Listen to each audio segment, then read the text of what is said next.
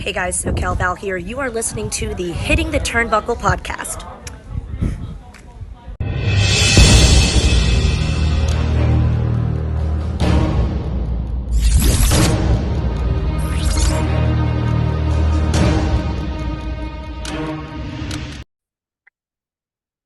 A match-heavy wrestling show. Yes, a show with a lot of a wrestling show with a lot of wrestling matches on it. Who would have thought it? Orange Cassidy defends against Ishii. Let's just get straight into AEW Collision on the Hitting the Turnbuckle channel. What a start to Collision this week. As I said, there was eight. I think there was 8 matches in total. A lot to discuss. So let's get straight on with the Blackpool Combat Club versus Esfinge and Star Junior. I'm hoping that's how you pronounce these bloody Japanese names. CNWL crossover continues, basically. And it was a really, really strong win here for the Blackpool Combat Club. Claudio and Mox. Bryan Danielson's away at New Japan. By the way, check out his match with Zack Sabre Jr. on there. Will Ospreay also finished up with New Japan this week in a hellacious cage match. He'll be back over here in the UK this weekend before coming to TNA full time. So it won't be long before TNA gets the Aerial Assassin full time, which would be great. But going back into this, I would say Star and Esfinge were definitely not on the level of Mystico, Henchikero, and Volder on this, and it kind of showed in this. However, Blackpool Combat Club gets the win. Star Junior tapped from the straight arm bar from Moxley. But again, at the end of this match, Moxley gets on the mic and basically says, any team that wants to step up will get stepped on. And we enter top guys. FTR come out and they brawl.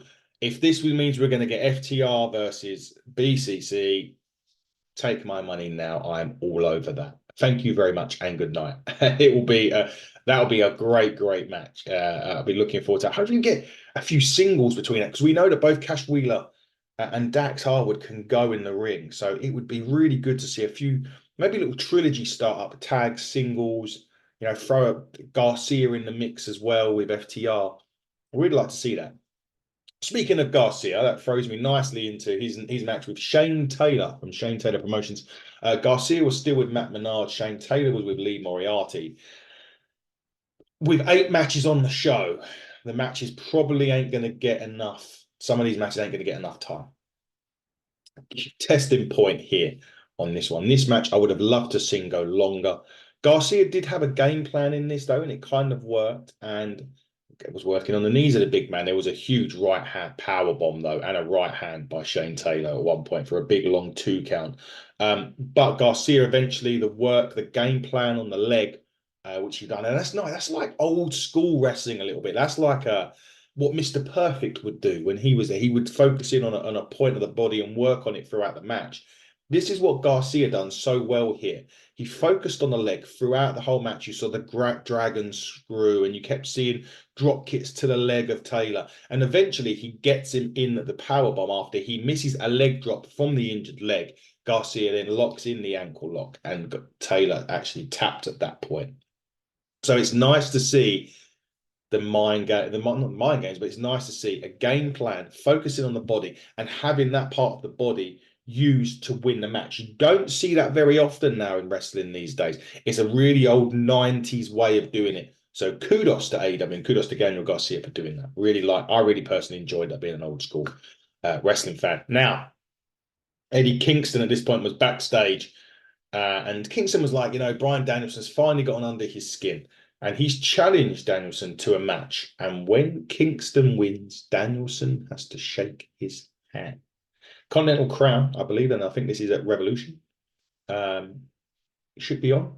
So will Danielson have to shake the hand of Eddie Kingston? We will find out.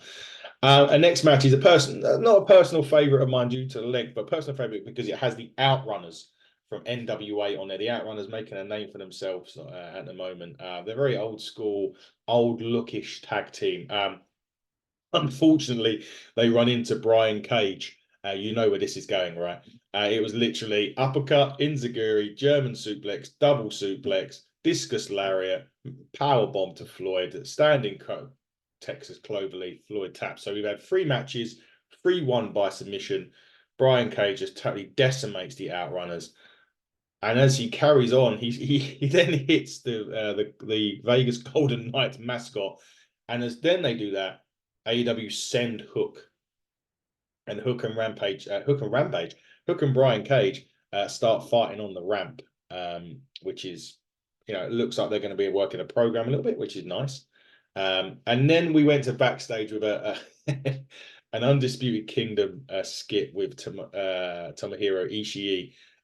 Roddy Strong with his, he used to go, Adam, but now he went, Ishii. It was really good. I loved it. But what he did say was, Strong says if Ishii beats Cassidy, he wants Ishii at Revolution. So we were interested to find out who wins that match and who Roddy Strong faces. Adam Copeland said he's going to bring back the Coke Open again, which has been good. He likes it, and I like it. But he said he wants to wrestle Kingston one day. He said Orange Cassidy is busy. There's still Christian Cage, so he's looking at championships, and he knows where he's leading. However, he then gets interrupted by Daniel Garcia. So next week, Daniel Garcia, Adam Copeland should be a hell of a contest next week on AEW. I'm looking forward to seeing that match big time. There was a bit with Willow and Statlander and Stokely. They're basically talking about the tag match between wanting them and Willow, wanting them, Julia and Sky Blue. But if you remember, last on Rampage, them two had a face-off at the end of the match. So it looks like we're going to be getting that tag match very soon. Could that be where Willow turns on Statlander? And if you remember, Willow had the mist sprayed in her face by Julia Hart and she hasn't yet turned heel. Sky Blue seems to have done. Is this where we get the Willow split from Statlander and the Willow turning heel? We will have to see, and hopefully we do. Brody King and Briscoe was next. And you know what?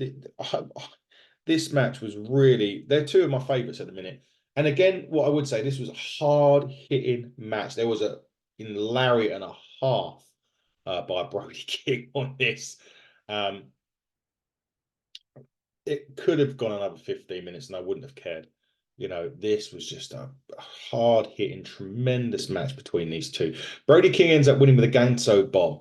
But at the end, Brody King held Mark Briscoe and Julia Hart hit him with a spike, literally stabbed him in the head with a spike. And Briscoe is a crimson mass and busted wide open. So what's going on with them two? I'm interested to see a bit more. I mean, they went for a table on this. There was so much going on.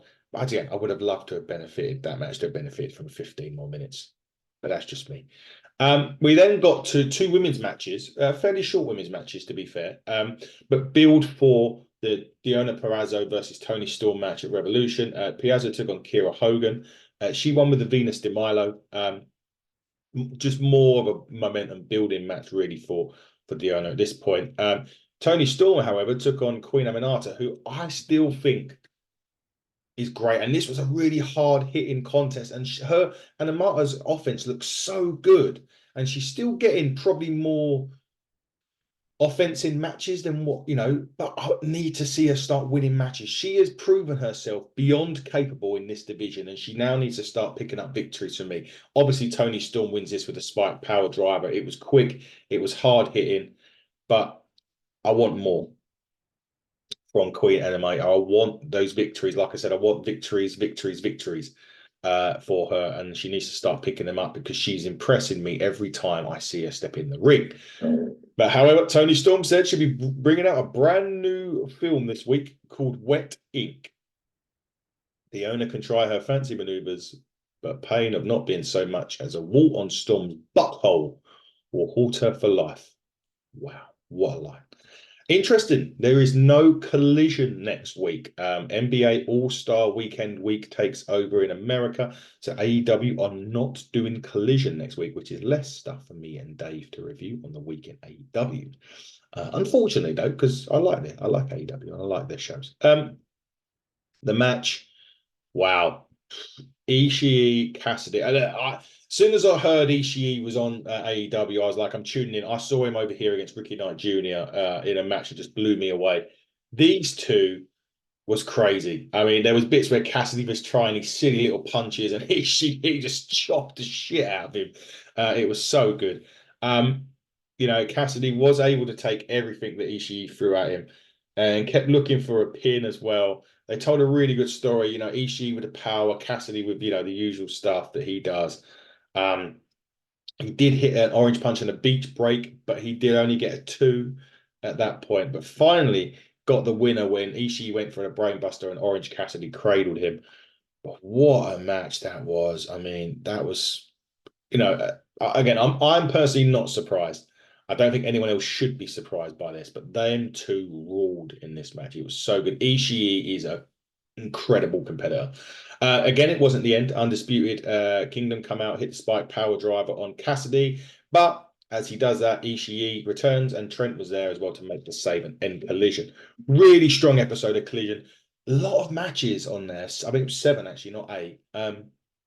Again, we sometimes say less is more. I mean, the ones that had the less match, the women's matches weren't very long, but they were part of the story and continuing to build momentum. So that's you can get away with that a little bit.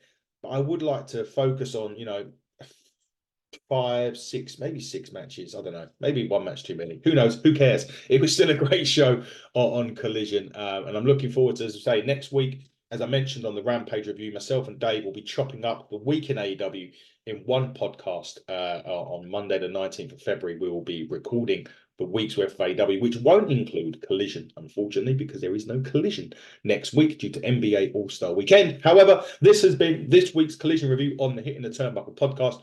I've been your host, Adam Cousins. Keep your eyes on our social media platforms at HTT Buckle on X, where we will be announcing Smashing Mike's next opponent for his Turnbuckle Championship match at Ignite Full Throttle on April 21st. Hit it in the Turnbuckle podcast and all other social media platforms to keep up to date with everything we have going on. We'll be back as always with some more review shows, some more great interviews. Keep hitting the channel, hit subscribe, hit whatever you want to need to do to make sure you get notifications that we've released another program. And until next time, everybody, buckle down and stay safe.